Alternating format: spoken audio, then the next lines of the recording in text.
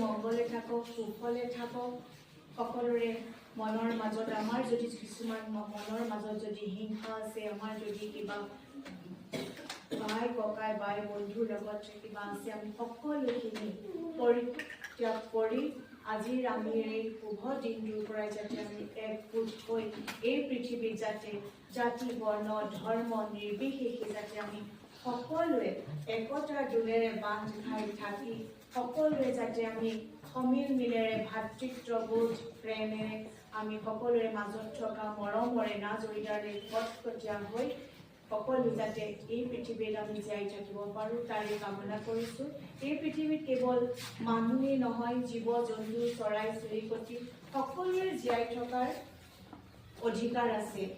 ধৰ্মৰ ভিত্তিত নহয়, মানৱীয়তাৰ ভিত্তিত সকলোৰে যাতে জীয়াই থকাৰ অধিকাৰ আছে।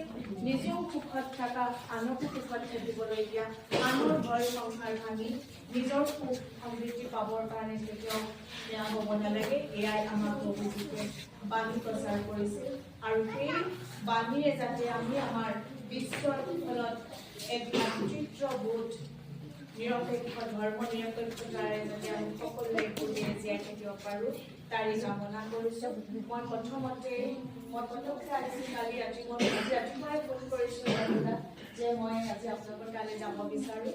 মই চিনাকি দিছে, মোৰ নাম পল্লৱী গগৈ। মই তিয়ক সমষ্টিৰ আগৰ প্ৰাক্তন বিধায়ক মেম্বৰ গগৈদেৱৰ সৰু বোৱাৰী হয় আৰু ভাল লাগে মোৰ। আমাৰ তাতো আছে, আমাৰ জাজুমুখ অঞ্চল আছিল, আপোনালোকৰ নিচিনাই বাই ভনী ককাই ভাইৰ লগত আমি একেলগে থাকোঁ, খোৱা বোৱা লোৱা একেলগে কৰোঁ। এই অঞ্চললৈ আহি মোৰ খুব ভাল লাগিছে। বিশেষকৈ কণ মইনামণিসকল, বাইদেউ দাদা আৰু ইয়াত থকা জ্যেষ্ঠসকল, ইয়াতে গোট খোৱা আমাৰ আজি চাৰ্চত গোট খোৱা ভক্তদান ৰাইজ সকলোকে মই মোৰ তৰফৰ পৰা আন্তৰিক অভিনন্দন আৰু শুভেচ্ছা জ্ঞাপন কৰিছোঁ। বিশেষ দীঘল নকৰোঁ। প্ৰভুৱে সকলোকে মংগল কৰিব। অনাগত দিনত আমি এই পৃথিৱীত ধৰ্ম নিৰপেক্ষভাৱে সকলোৰে একতাৰ দোলেৰে বান্ধ খাই থাকি সকলোৰে উন্নতি হওক, সকলো আগবাঢ়ি যাওক, কণকণ মইনামণি সকলো আগবাঢ়ি যাওক, শিক্ষাৰ ক্ষেত্ৰতে হওক, সাংস্কৃতিক ক্ষেত্ৰতে হওক।